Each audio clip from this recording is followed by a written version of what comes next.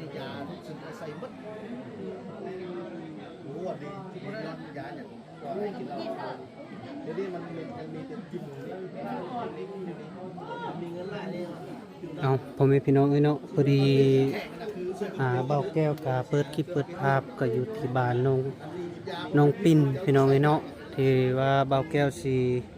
มาร่วมงานพ่อแม่พี่น้องเนาะเพราะว่าน้องปิ่นแบบ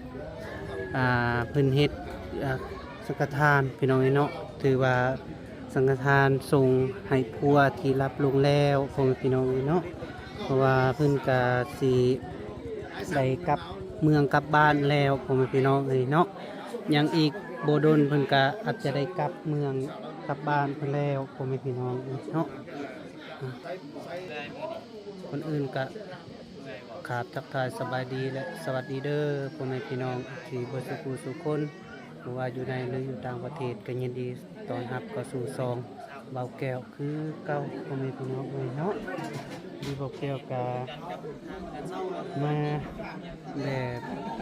มาเบิ่งน้องเพิ่นแหละพี่น้องเนาะที่ว่าเป็นเฮ็ดสังฆทานที่ว่าโศกเศร้าแหละพี่น้องเนาะที่ว่าเฮ็ดสังฆทานแล้วเราเพิ่นสิเอาเครื่องเอาของเอาไปส่งให้ปัวถือว่าครั้งสุดท้ายพี่น้องเนาะแล้วก็สิเอาไปจูดพร้อมของพี่น้องเนาะตามเป็นเฮ็ดตามฮิตของประเพณีของเมืองบ้านของเพิ่นเองหั่นล่ะของพี่น้องเนาะเพราะว่าน้องเพิ่นก็ยังอีกบ่ดนก็น้องเพิ่นก็อาจจะได้กลับบ้านแล้วของพี่น้องเนาะถ้าว่าใครมีอยากสดอยากซอยน้องเพิ่นก็ค่าน้ำมันรถมันล่างให้น้องเพิ่นก็ติดต่อทางบ่แก้วก็ได้เด้อคนพี่น้องบ่ทุกคนโดยเอาไปบ้านนี้พี่น้องเนาะไปส่งน้องเพิ่นบ่มีพี่น้องเนาะทุกพี่น้องเนาะสบายดีเด้อเนาะสบายลืมก็เป็นยังว่าได้ยินซาบอนคือหวานเสียวเครื่องฟองไปให้ตัวบอกตัวยังฮะสิเอาไงทางเจ้าว่ายังบ่ได้ลงนังก็เท่าแต่ว่าได้ยินซาบอนบอกเป็นว่าครอบกันกับจักว่าอื่นเอาเครื่องเอาฟองไปจูดให้ผัวทำอะไร ยังไม่ได้ทำอยู่ทางครอบครัวว่าสิไปคันส่งก็จะไปส่งน้ำกันนั่นแหละบาทเดียวเลยว่าซั่นเนาะก็เพิ่นว่าละมื้ออื่นน่ะตอนเช้าน่ะเอาไปส่งตอนแรงแล้วสิมาเฮ็ดงานผูกคอตกแขนเอาขวัญเพิ่นว่าอยู่นั่นมวยนะสาวเราเนี่ยตอนนี้มวยนะน้องกินข้าวกินน้ำแล้วบ่กินแล้วยังอีกจักมื้อน้องสิได้กลับเมืองบ้านมื้อนี้ท่านมื้อเฮ็ดอันควันมัดแขนละอยู่อีก 2-3 มื้อโดย3 มื้อแล้วก็กลับแล้วเนาะคือกลับอีกก็รถเมล์บ่รถจักรอันนั่งรถเมล์มีสายทางแล้วไผสิออกไปส่งบ่อนั้นคิวรถเมล์อันรถเมล์ก็ไปฮอดคิวรถอ๋อคิวอยู่เมืองลองแจงนี่บ่แม่ก็ไปส่งฮอดคิวรถเท่าได้ราคารถแต่คิวนี้ไปหาบ้านเจ้าก็บ่ฮู้เขาก็บ่ได้เข้าดนดนแล้วเนาะน้องก็บ่ได้เที่ยวไปบ่อันตอนมานี้มีผัวเราพากันเอารถจักรมาโอ้พี่เก่านะขี่รถจักรเนาะเที่ยวไปเที่ยวมาบ่เคยขี่รถใส่ทางโดยในบ้านนี้มีเพื่อนมีปู่ย่าอยู่กันเราเจ้ากลับยัง3 คน3 คนผู้น้องสาวเราหาบ่แม่นอันอ้ายของผัวน้องนี่แหละผู้อ้ายบ่แม่เอาผัวน้องสาวเราหาเราก็มีครอบครัวต่างหากแม่ในเฮือนเราอยู่คนหลังใดหลังนี้แม่นหลังนั้นพ่อที่ปลายเขามีส่งผู้ชายหั่นเนาะอยู่นครน้ำแม่ ไปดูสองเท่า โอ้ใครจะมีจนหยุดมันเป็นไอ้นี่มันจะว่าอยู่ สปินเป็นว่าง่ายๆกับอีกประมาณแล้วงงแล้วงานเบิดแหละเนาะเคลียร์แล้วเคลียร์เวียกเคลียร์งานแล้วก็จังปล่อยกลับบ้านกับเพื่อนเนาะบ้าน ทานเอาลูกมาก็ยังสิอยู่ดนแต่นี่บ่ได้เอาลูกมา เป็นห่วงลูกแม่ โดย สมมุติว่าน้องเมื่อพุ่นแล้วยังสิเอาลูกมายามอีกบ่ ถ้าลูกแง่ก่อนจึงสิเอาเข้ามายามนั่นแหละ ที่ว่าแล้วมันเอาได้เมื่อนะก็มันยากเนาะมันมากับทางไกลนี่ โดย อีกอย่างการสัญจรนี่แหละรถล่างนี่ โดย อีกอย่างก็คือแล้วก็พ่อ แม่ นั่งรถก็วิ่งเหนื่อยได้ขนาดเราคนปกติก็ยังเมื่อยเนาะ แม่ เมื่อเราก็เมื่อยได้พี่น้อยเดินทางอะไรชั่วโมงไกล ข่าวนุ่งเครื่องแล้วกันนุ่งอะไร และนอนดนๆมาจอดเบิ่งเพิ่นเนาะ คือเจ้าหัว กินฮอดก็มีแต่โทรหาเพิ่นคันว่ามาบ่ได้เจ้าก็เพื่อสิได้ก็บ่แม่นง่ายพุ่นแหละ โอ้นับมื เพิ่ อน แล้วท้องประเทศที่ใหญ่ แม่น ลมไม้ พอดีพักทอง เป็น อี เดื ก อนนี่ก็ นอนลุมเรา จะได้อยู่แต่เรือนบ่ได้ไปทางไหนแล้วเนาะ สายกับหลาน ใส่กระยะ ลูกสายกับหลานมาทางไอ้ลุง เริ่มเป็นท้องอย่างแล้ว ลูกสายได้กินก่อน ลูกคู่แรกเจ้าท้องใหญ่กว่า เป็นเสือก ก็ท่องหน่อยนี่ ปุ๊กหลานชายมาฟังเดียวมาดิดีนะเขาบ้านไปวันนี้มา อยู่กับคนเนาะท้องใหญ่เนาะ โดยเพราะบางคนก็คือว่าอันบางคนก็คิดว่าลูกปลาแพทย์ได้เนาะท้องบักใหญ่มันเกินมากคนเดียวนึง เอาหมูจะไม่อยากมาเห็นคือเขาเลิกแล้ว เมื่อวานนี่ก็เห็นทางยามของบ่มิน แต่พวกเล่นเล่นซื้อไม่เสี่ยง อะไร แต่ว่าเลิกดิ แต่อันตอนเขาเจ้าเว้าในน้องบ่ได้อยู่หั่น ตอนบ่ยามมาบอกเงิน มอมอนน้องไปอยู่หั่นเนาะเขามอบ2ล้าน ย้ายลงมาลูก 2 ล้าน เนาะ 2 2ล้านกับ30 130,000 2 ล้านปลายซั่นซะเนาะ แม่ 2ล้าน130 2ล้านกว่าเนาะ ทำได้ไหม หักขี้แน่เนาะมีผู้หลักผู้ใหญ่เพิ่นฝากเงินมาให้อันน้องเพิ่นจ้างรถเมื่อค่ารถค่าลาง เมื่ออยู่พุ่นจะอยู่บ้านตะกี้เจ้าเห็นเวียกงาน เฮ็ด เห็นเวียก อันอยู่บ้านนำพ่อนำแม่เฮ็ดสวนให้ได้เลย ฮะ เฮ็ดให้เฮ็ดสวน เป็นในสวน บ่ได้เฮ็ด เจ้าเองได้จ้ะ ก็ไป เป็นในสวนนครแม่ แม่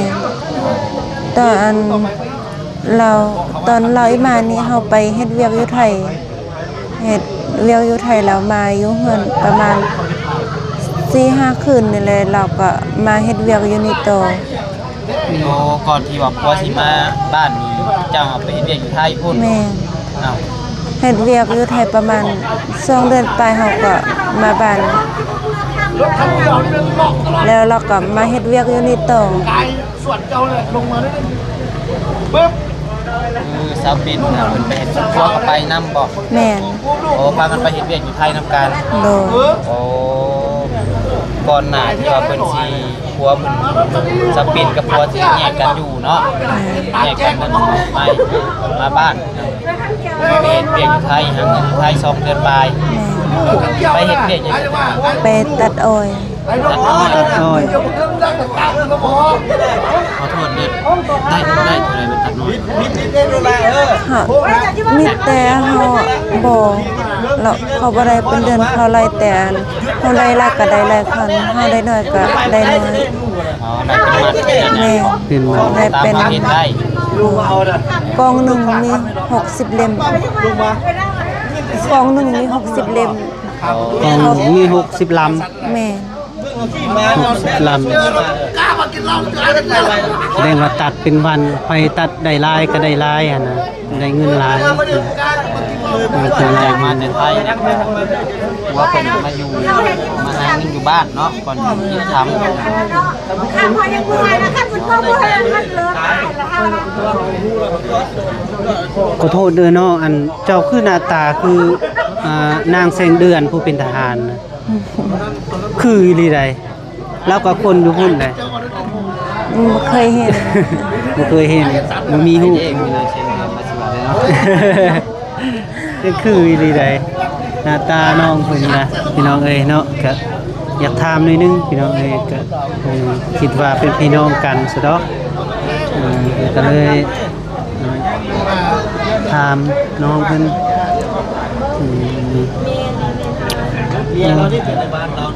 เมื่อในมือหนึงน่ะฮอดบ่ฮอดบ้านบ่ คันเฮาไปอันทางเวียงบ่ฮอด บ่ฮอด โดย ยังอีกขาม ยังเฮานอนอยู่คิวรถท่ารถตอนเช้าน อนอยู่ที่รถเลย แม่ ยังมีต่ออีกเนาะ มีอันบ้านพักห้องเฮาเช้าอยู่อันคิวรถนี่ โซ่เราออกแต่พี่แต่เช้ากับบ่ฮอดบ่บาด บ่ คันนั่งรถ คัน ทางแล้วบ่ฮอด คันเฮาทันรถคันรถฮอดไว้ก็มีรถอันเข้าไปหลวงพระบาง เข้าไปอันทางภูเกาหลัก ถูกผู้เขารักผู้ เขาบ่ได้ไปอันแม่แต่เขาบ่ได้ไปอันทางผู้คุณ แสดงว่าไกลเนาะยังมี ทาง นอนคืน อวยเขาเจ้าบ่ได้ไปอันทางนั้น เขาไปอันผู้ทางภูเกาหลักมันหมอได้บ่ไกลปานใด ไปพุ่นกับทางแบบนี้คือเดียวอะทาง บ่เคย นี้ ไปทางนี้บ่เคยไปจักเทื่อเขาก็ว่าไปทางนี้มันบ่ไกลปานใด โอ้ก็เดียวว่าเมื่อทางนี้ได้ไปพุ่น คันเฮาเคยไปตลอดก็ได้ รถจักร รถจักรก็ได้รถก็มีรถอันคือแต่เฮาบ่เคยไปจักเทื่อเฮาก็เลยบ่อยากไปบ่อยากเมื่อทางนั้น แต่ก็มี FC เพิ่นถามน้องๆเพิ่นว่าเฮ็ดบุญเฮ็ดทานหยังคือแบบพากินเหล้ากินเบียร์ ก็แม่นเฮ็ดข้าวนี่แหละก็แม่นเฮ็ดข้าวก็พากันกินเหล้ากินเบียร์แต่อันเปิดตู้เปิดหยังบ่ได้ เป็นทางกินทางบ้านเนาะ แม่น คือว่าง่ายๆก็บุญนี่กินเหล้ากินเบียร์ได้ โดย แต่ว่าเปิดเพลงบ่ได้ แม่น โอ้ เขาบ่ให้เปิด เพราะว่ามันบ่เหมาะกับงานนี้ แม่นอยู่เพราะว่าคือทางบ้านเฮานี่เฮงบ่ได้เลยเนาะ โดยบ่ได้ กินเบียร์นี่บ่ได้เลย เพราะ บาง ว่า คนเพิ่นก็ว่าโศกเศร้าเสียใจอ แม่ ยู่ น ก็เป็นหยังคือพากันกินเหล้ากินเบียร์ม่วนซื่น แบบงานสุข เข้า เศร้า ใจแม่คือที่ทางบ้านเจะเป็นคือกันบ่ เป็นคือกัน กินเหล้ากินเบียร์คือกัน เลยแต่เปิดเพลงบ่ได้ ขอถามแล้วก็โตเด้อว่าคนที่หาอันสมมุติว่าคนคนเสียชีวิตเนาะยังอยู่เฮือนเนาะยังบ่ทันเอาไปทิ่มแล้วก็กินเหล้ากินเบียร์ไปมีคือเดียวบ่ กินแต่เรา กินแต่เหล้าเบียร์บ่กิน บ่มีแต่อันเขาเจ้าเฮ็ดทานเฮ็ดอันปัวทมหันเขาเจ้าจึงกิน โอ้ กินทานอยู่กองบุญเนาะ แม่ แต่ แต่ มันเป็นกินเหล้า ตอนอันคนยังอยู่เขาเจ้าบ่กิน ก็เดียวว่า ไปหลายก่อนกับคือกันได้เนาะ โดย มันต่างกัน คนละฮีตคนละของพี่น้องเอ้ย นั่นแหละบางคนเพิ่นบ่เข้าใจเพิ่นถามมาพี่น้อง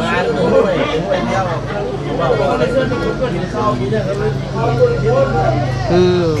เพิ่นกินนี่กินแต่มื้อนี้แต่ก็แล้วเลยบ่ แม่นกินแต่มื้อนี้ก็แล้ว กินจนฮอดค่ำพุ่นเลย แม่น เบิดมื้อแล้วเนาะสมมุติว่ากินได้จนนั้นเบ็ด12มื้อกลางคืนแล้วก็เปลี่ยนเป็นมื้อใหม่แล้วคือหยุดเนาะ บางคนก็อยู่ฮอด9:00 น 10:00 น 11:00 นก็เขาก็ยกเลิกแล้ว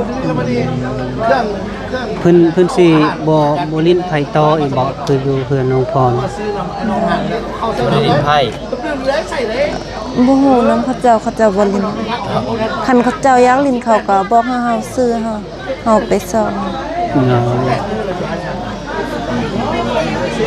เห็นคืออยู่เพื่อนน้องพรเนาะเพิ่นลิ้นไผให้เพิ่นเนาะเพิ่นครบ แต่ เลย เนาะแต่คนมาร่วมงาน โดยผู้มักผู้บ่มักนั่นแหละเนาะแต่ว่าเขตเรานี่ยอม คันว่าโศกเศร้าไปทิ่มกะยานะแต่ในวิทย์แบบเฮาเฮ็ดบุ ส่ว ญ นหลายบ้านเฮามีแต่งานดอง แม่นมีแต่งานดอง กินเหล้ากินเบียร์ อ่า คือแบบ ไปสร้างหัวดิไม่ใช่ดิ งานดองงานขึ้นเฮือนแม่น เอาโอเคสามีแต่ว่าเดี๋ยวผมคุยต่อก็ได้ โดย อย่างใดก็สู้ๆเด้อ โดยขอบใจ ก่อนจะมือเนาะมือบอกมือ แม่มือหูคันเฮ็ดมืออื่นหลายอีกเสร็จบอก โดยโดย งานอีกเท่านึงเนาะก็ยังบ่ได้เมื่อดอกเลยแล้วก็บางคนก็ถามว่าสมมุติว่าซับปิ่นเพิ่นกลับบ้านสิไปช่วยเพิ่นแนวใดครับพี่น้องนี่ถ้าเราเพิ่นกลับบ้านแล้วเขาคือสิบ่ได้นำไปพี่น้องเนาะเพราะว่า โดย มันไกลเนี่ยเด้ แม่ เราเพิ่นกลับบ้านเดือนนี่ครับ ยืนยังเหยียบหัวโบเตเข้า ที่คือหนึ่งแต่ว่านี่เพิ่นสิกลับมาอยู่น้ำพรน้ำเมย์น้ำคุณเนาะ ชื่อเอาปอดมาแล้วก็ ซอยกะเอาเป็นว่าซอยคารถคาราก็ได้ โดย เพราะว่าคันว่าซอยถือท่านก็ต้องอยู่พุ่นเนาะกินนะ คนอยู่เรียกเดียวกันเลย จังได๋ก็สู้ๆเด้อ ขอบ โด ใจ ยสู้ๆเด้อมีหยังกะมื้ออื่นสิมายามไหมโดยคันว่าสิได้มาแล้วก็มีแต่บ่ให้และสู้ๆเด้อมีแต่เมื่อแล้วก็ตั้งอกตั้งใจอะไรเฮ็ดจังได๋ซะให้เมื่อมันเป็นแล้วเด้อน้องเด้อโดย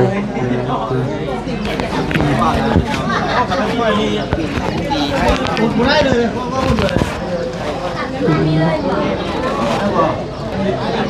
เอาผมเป็นพี่น้องเนาะพอดีคุยกับน้องปินเพิ่นก็ว่ายังอีกบ่โดนเพิ่นก็สิกลับบ้านกลับซองแล้วผมเป็นพี่น้องเนาะมีแต่ว่าคันไผอยากซอยอยากอนาคตทันอยู่มือสองมือเนาะพี่น้องเนาะเอาคลิปนี้ก็บ่เกี่ยวกอมลาก่อนเด้อสิได้กลับเมืองห้องพักแล้วพี่น้องเนาะก็อยู่ดีมีแฮงก็บ่เพลงเจ็บมีจนอยู่กายจะทนส่งมาลำรวยมาสู่ผู้ทุกคนโดยบ๊ายบายเด้อ